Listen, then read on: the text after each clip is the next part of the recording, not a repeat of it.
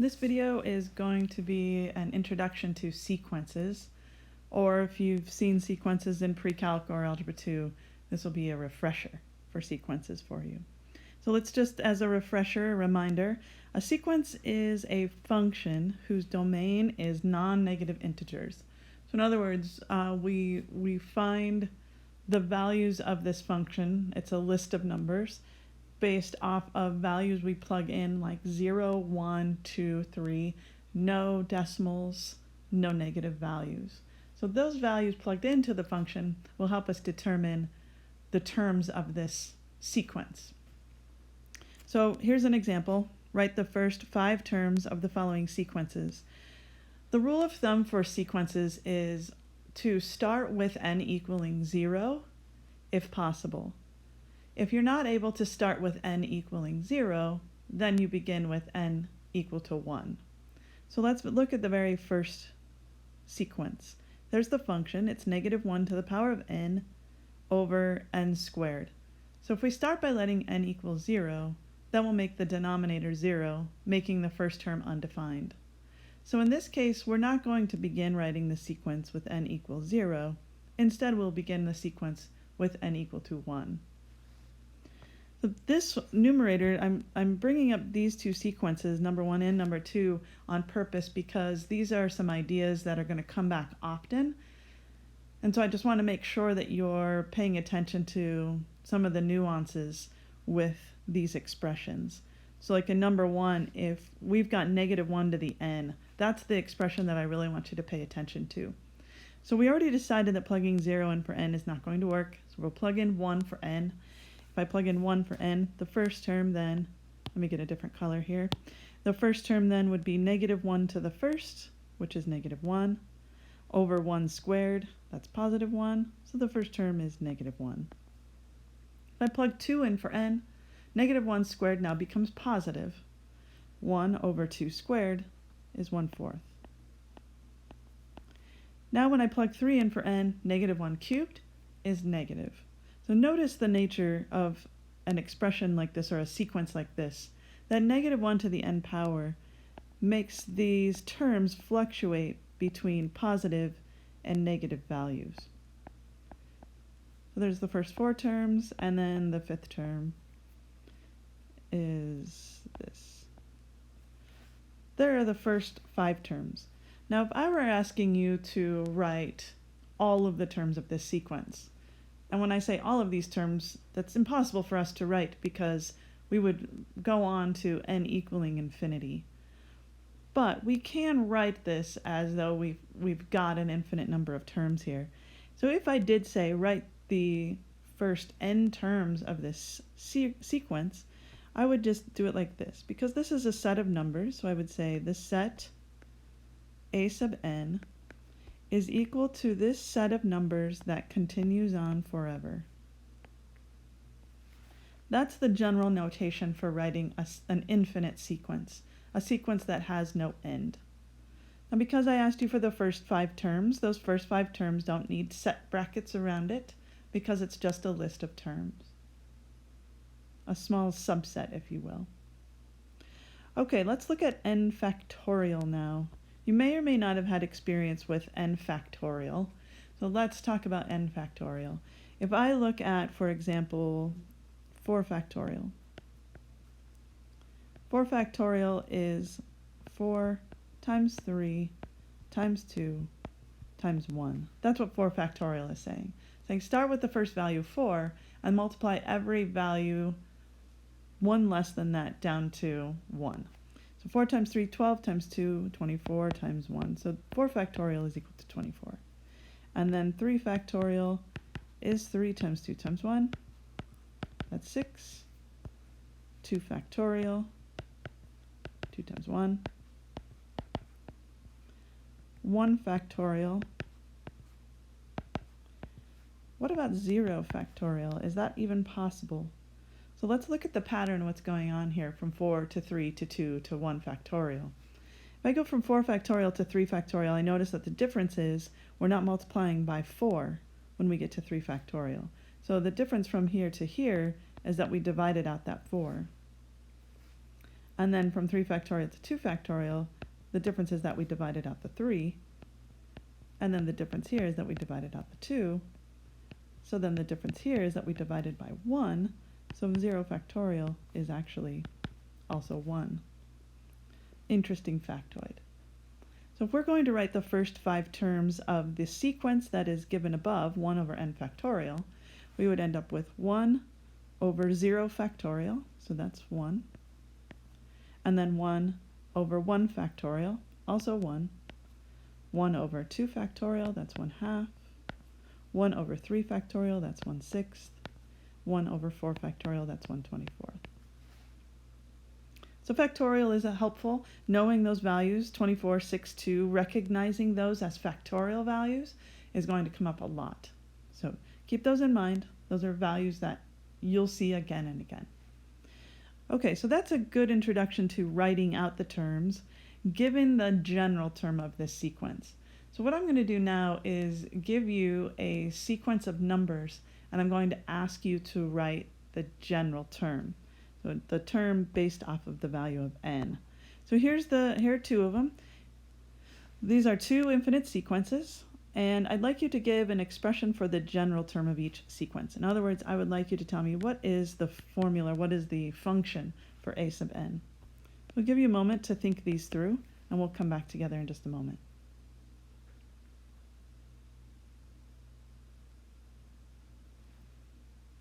Okay, I hope you actually gave those a try. I'm going to move this down because I want to do a little bit of work first before I actually do write the expression. So I'm going to write, let's look at this first one, 1 and then 2/3, 3/5, 4/7. I'm going to write 1 as a fraction as well because I want to look at the pattern here. I've got 1 over 1, 2 over 3, 3 over 5. And remember, we're thinking about n, and we're thinking about n equaling 0 to plug in for the first term. So let's look at the numerators first. If n were equal to 0 for that first term, I end up with 1. And then the next term, I'm looking at the numerator, if n were equal to 1, the numerator is actually 2. So what I'm seeing here is that the numerator is 1 more than the n value that I'm plugging in. So if n equals 0, n plus 1 would be 1. If n were 1, 1 plus 1 is 2, and so on and so forth. Now looking at the denominator, I'm going to write this a little different. Let's look at the denominator. The denominator is all odd numbers. So here's the numerator. The denominator is all odd numbers. So let's think about what you know about even and odd numbers. First of all, an even number is found by doubling any number that you can think of. So if I double 3, 2 times 3, that's 6, even number. 2 times 5, 10 is an even number. 2 times 4, 8 is an even number. So if I double anything, I get an even number. And then adding 1 to that will make it odd. So the denominator is 2 times n plus 1. Now let's make sure it's going to work for every term we have. Don't just check the first one. Check the first 3 to make sure that the expression you have is actually going to work. So right now we're saying our expression is n plus 1 over 2n plus 1. So let's check it. If n is 0, 0 plus 1 is 1, 1 plus 1 is 2, 2 plus 1 is 3, 3 plus 1 is 4. The numerator works for all of the terms we have. Let's check the denominator. If n is 0, 2 times 0 is 0, plus 1 is 1. 2 times 1 is 2, plus 1 is 3. 2 times 2 is 4, plus 1 is 5, so this works. We've written the expression that we need for the general term of this sequence. That is not a good color. Okay, now let's look at the next one. The next one, we've got 1/2, 8/3, 27/4, so on and so forth. So if I look at this, I see the denominator doesn't look so scary. So I'm going to work on the denominator first. The denominator kind of looks like what we did for the numerator up above. It's 2, 3, 4, 5. The only difference is it doesn't start with 1 this time, it starts with 2. So the denominator is just going to be n plus 2. If n is 0, 0 plus 2 is 2, 1 plus 2 is 3, 2 plus 2 is 4, and so on. Now let's look at the numerator. I'm not seeing a huge pattern there. They're not all odd, they're not all even, But what I do notice, and I hope you notice the same thing, is that they are all cubes. So the first one, 1 is 1 cubed, 8 is 2 cubed, 27 is 3 cubed, and so on. Now remember, we're starting with n equaling 0. So in order to get this first expression, I need to say 1 cubed, not 0 cubed. And then the next one is 2 cubed, not 1 cubed. So that means I would say that the numerator is n plus 1, and then cube it. 0 plus 1 is 1, 1 cubed is 1. 1 plus 1 is 2, 2 cubed is 8, and so on. Okay, so now we've got our expression. We've got n plus 1 cubed over n plus 2. Okay. Now let's go on and talk about some more. This is just a good intro, but let's look at the calculus side of things. What we're going to look at now is convergence and divergence, kind of like when we were looking at converging and diverging with improper integrals. A sequence will converge or diverge as well. So if we take the limit of a sequence, a sub n, as n approaches infinity, and we get some value, a specific value L, then we say that the sequence converges to L. In other words, the terms in the sequence are starting to approach a value. Think about it like a horizontal asymptote. So what values are these terms in the sequence getting closer and closer to? If we do not converge to a value L, then we would say that the sequence diverges. So let's look at the two that we just did.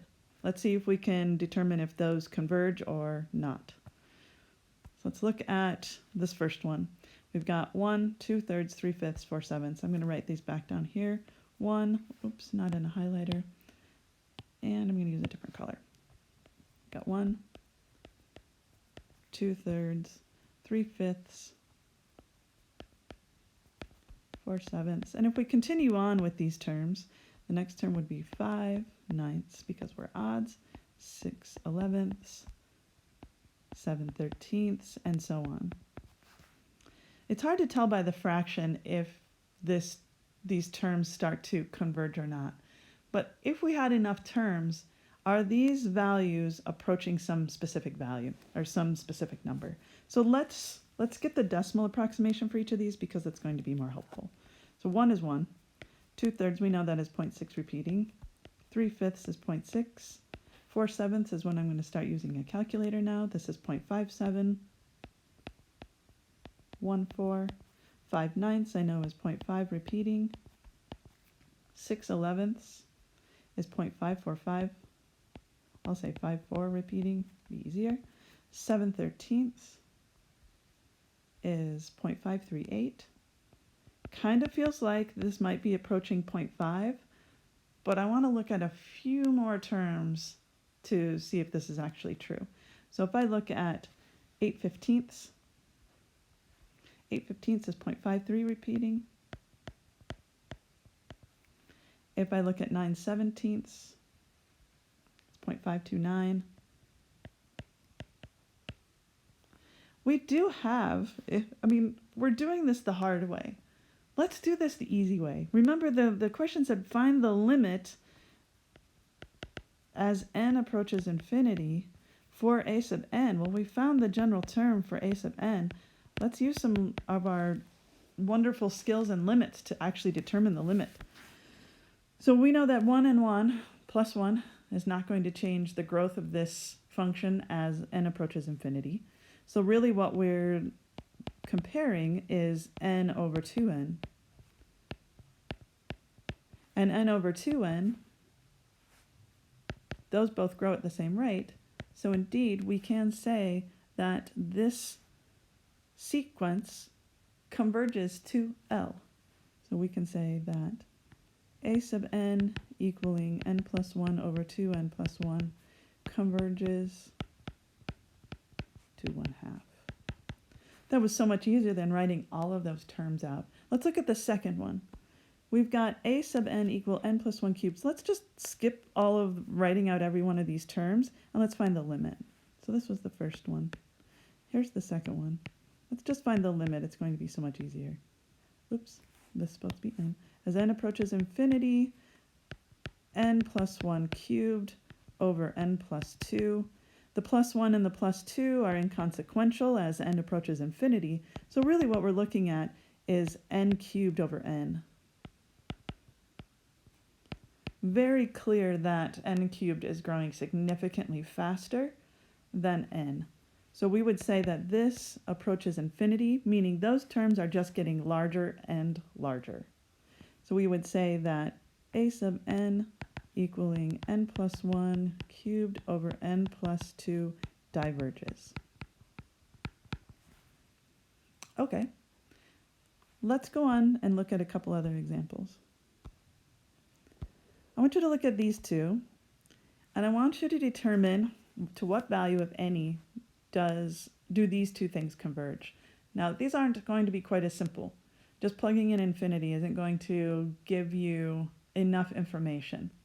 Instead, what I'd like you to do, at least for, I would like you to try and start listing out some terms in this case, because this is not just a rational function. So finding the limit as n approaches infinity is not going to be quite as easy. So go give it a try and come back.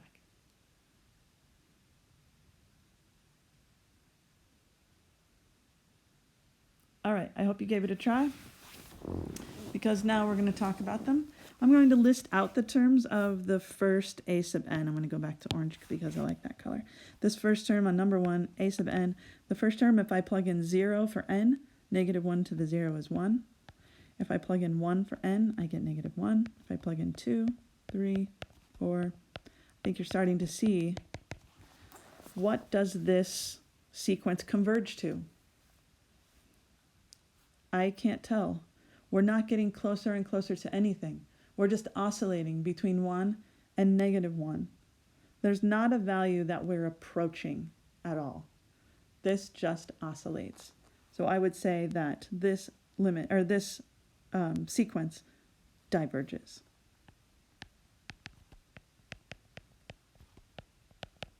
There's not one value that we're approaching.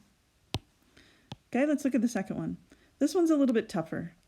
I'm going to actually just cut to the chase. I'm not going to write down all of these values. This is something that you've probably seen before and probably forgotten, but it's still interesting and something you should at least recognize. So if I look at this and I say the limit, I am going to look at the limit as n approaches infinity. I hope you wrote out some terms and you started to see a pattern. But this is kind of a classic problem. This is the problem of, what's the word I'm looking for? Exponential growth with a percentage. Compounding interest, that's the word I was looking for. This is compounding interest. And as n approaches infinity, in other words, if you compound the interest on this account an infinite number of times, how much money are you going to make? So the classic is this. If you have $1 that you begin with, and you invest it at 100% interest, so that's what that 1.00 is at the top, is 100% interest, and you're compounding that 100% interest n times, so in this case, an infinite number of times in 1 year, how much money will you have based off of your $1 investment? So if I look at this limit as n approaches infinity, this is approximately $2.71828 is how much you would get out of your money in one single year. Almost triple, a little more than 2.5 times what you invested. Not realistic. I don't know of a single account that will compound your interest continuously for 1 year at 100% interest. But if you find it, let me know, because I've got some money I'd like to put in there. I don't know if you recognize 2.71828. We use the letter E to represent that. So that's where E comes from. This limit converges to E. That's where E comes from, is like that general thing. If you've got $1 and you invested at 100% an infinite number of times for 1 year, how much will you have?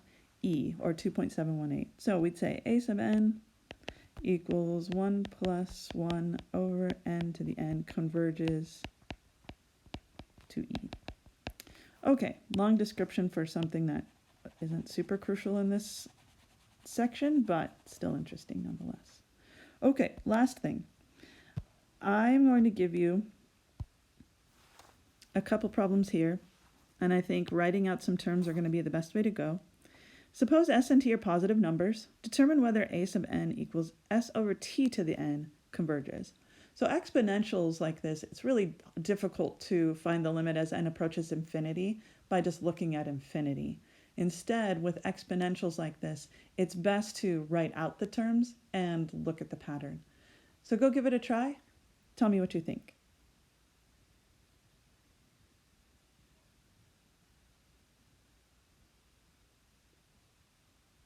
Okay, I hope you gave it a try. I'm going to just choose a couple numbers for s and t just to show you what's happening. So if I let s equal 1 and t equal 2, it's just going to s equals 1, t equals 2, just for the sake of argument. You probably rationalize this out, but I'm just going to use a specific example. So if s is 1 and t is 2 in this first example, only, so f would be 1/2 to the power of n. If I start listing out these terms, to the 0 power is 1, to the first power is 1/2, 1/4, 1/8, 1/16, you can see that these terms are getting smaller and smaller, and that in fact this sequence will converge. And that will be true for any s and any t that you find. So we can say that the sequence converges if s is less than t. Okay, what about if s is greater than t? So if we flip-flop, s is 2 and t is 1 this time, and if I make this 2 over 1 to the power of n, and I start plugging numbers in. If I plug 0 in for n, I get 1. Plug in 1, that's 2. 2 squared is 4, and you can quickly see that this is growing really, really fast. So the sequence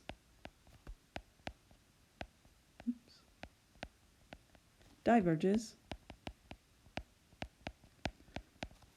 if s is greater than t, so if the numerator is larger than the denominator. What about if s is equal to t? I'm going to say s is 2 and t is 2. Doesn't really matter. So if I say 2 over 2 to the power of n, if I start plugging in values for n is 0 is 1. If n is 1, that's 1.